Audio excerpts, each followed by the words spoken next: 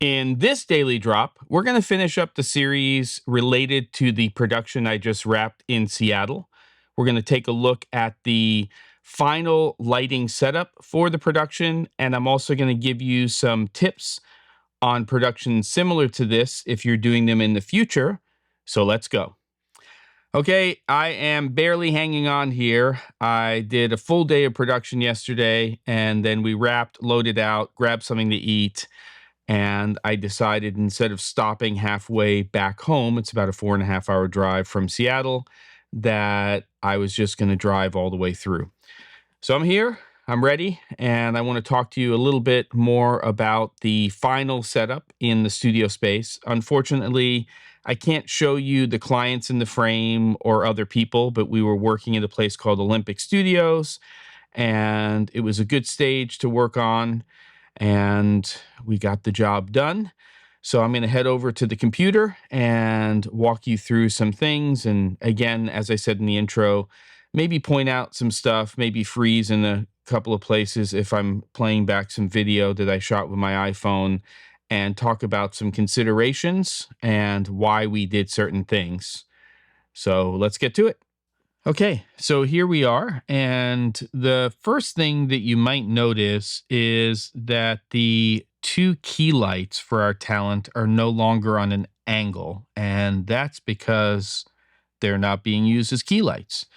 And after we set everything up and we were on the angle from the lighting diagram or plot I did in set.a.light, it just wasn't exactly what we wanted lighting wise. It was a little dark around the eye sockets, and in order to lift that, we would have had to bring in essentially silver reflectors to grab some of that light on either side to fill that in, and it would have worked, but it really wasn't the exact type of lighting we needed for the back plates. And if you just think about a giant room with lots of available light coming in, with a video wall behind talent, which is where you see that stand right there, we really needed a key that came from the camera side. So you'll see at the end of this that's what we have.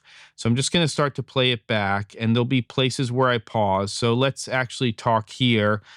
It's not much different than we saw before, but essentially, if you look on the floor, you'll see that there are two marks there, those T's with spike tape. That's where our talent stood. And there's one microphone stand camera left there, or we'll just say frame left, but it's also camera left. And then there's another one flying in from the other side, but there's a bunch of other stands on that other side. So let me just play this down here and we'll see if we can get a better view of that. Boom, right there. And literally and figuratively, you'll see that there's the other microphone for that talent. And just as a note, we have it kind of pointing down a little bit because the talent are sometimes looking to each other. Sometimes they're looking to camera. And then other times they're actually looking to where that C-stand is with that pancake on it with the green tape. So we needed to find a location where they could all, both of them, not all, but both of them could be in all three of those positions. So the mic is sort of pointed down, and we're using that wider pickup pattern off axis, the lobe, to really handle some of that kind of stuff. And then we have this foam core, which is flying off of this C-stand, off of that arm. And that's really to handle a problem that I've talked about in the past, which is when you have somebody who's thinning in terms of their hair or they're bald, you can very often pick up some, two things. Number one, the cyc light. So if you look all the way in the top left of the frame, you'll see that cyc light. They run all along there, and those were reflecting in the person's head. And then also, because it's a very high ceiling that's black, there's a dead spot. So by flying that piece of foam core, we handle to a certain degree flagging some of those problems, but really handling the dead spot. And then for any lights that weren't being covered, we're also using that flag there, that axe that is essentially doing the job of blocking some of those cyc lights that you see there, the ones that are reflecting on the person's head. So we come in over there and you can kind of see that whole setup. And then I'm going to go back to sort of a normal speed in terms of playing this back. And we see the reverse. And let's just talk about these lights now. So these lights are essentially becoming backlights. They're, two talent are facing each other, looking to camera, and they create separation.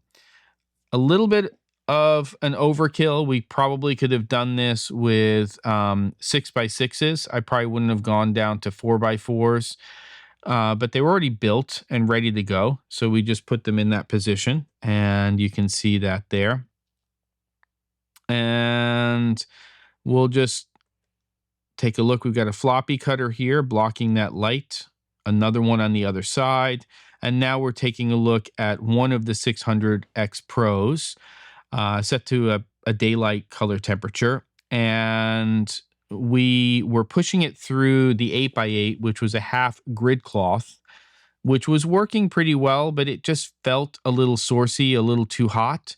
So what we're doing is something called a break. So we're taking this frame here, which had 216 diffusion on it, and we're breaking the light first. Think about it like a baffle on the inside of a softbox, and then that's now already soft, and then that's going to go ahead and go through that half grid cloth. And we're moving that break back and forth to fill the 8x8. It's a great way of getting really, really nice soft light. And it doesn't have to be in this position. This works really, really well for keying somebody. So if we move that more towards camera, or we were doing split lighting and then we just filled from the other side, it would work out great as well. So that's what we're doing on both sides to really soften that light that's creating separation. And of course, it's hitting faces as well. And then you'll see here our 3 camera setup. We've got in the center the R5 C, and all cameras are set to 4K UHD. They were all using, the same recording format and all of that fun stuff. And we were shooting in C-Log3 and then just using a LUT to those. Got a small HD 17, a bit of spaghetti here in terms of the cabling. If we had another 20-30 minutes, we could have cleaned that up a little bit more. And then we had 2 C300 Mark IIs as our B and C cameras. And there's the other break, the other light there, and then boom, there you go.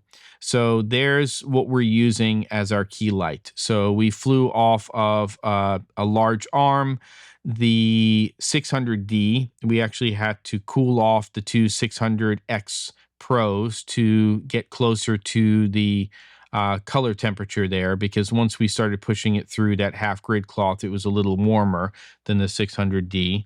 And it's a huge, huge soft box with magic cloth on the front, and that's what we're using as our key.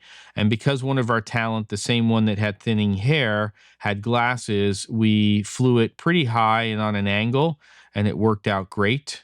And that's basically the setup. That right there was the eye line for the screen that's going to be on the virtual set. And just after we shot this, we reset and we actually put a laptop up there, and they did essentially a conversation with somebody who was using one of their tech solutions, somebody from Microsoft. And there you go. Boom, there it is. That's that key light that you're seeing, and you can kind of see that other view. It's a little blurry because I'm freezing the frame, but that is essentially the setup right here. We've got that really, really large softbox. It looks actually quite small here, but it's gigantic. And we're looking to the camera side there. And then you can see up in that top left there, that axe there that is essentially flagging light from hitting the person's head. And then that little topper there, which is helping fill in that dark spot that would have been on the top of their head. And that's basically the setup. So we did depart from the original lighting setup, but this was much more appropriate. We already had everything built anyway, except for that one light that you see in the center of the frame that we use now as our key, and it all worked out really well. There's some V-flats there to the right side of frame that if we had some weird reflections coming in the Talent's glasses, we could have walked those in and handled that. So we were prepared for all of those fun things. So there you have it. That is the end of this series where I started in set.a.light, and then we wound up with something that was relatively similar, but considerably different in terms of what we used for our key. And hey, that's the way production goes. You make decisions, you plan ahead so that you have the time to make changes on set or on location. There'll be an entirely different episode for the last episode of this week. What it's going to be, I have no idea. I'll figure that out tomorrow for the Friday episode of the Daily Drop. Don't forget to, and I'll see you on the next episode of the Daily Drop.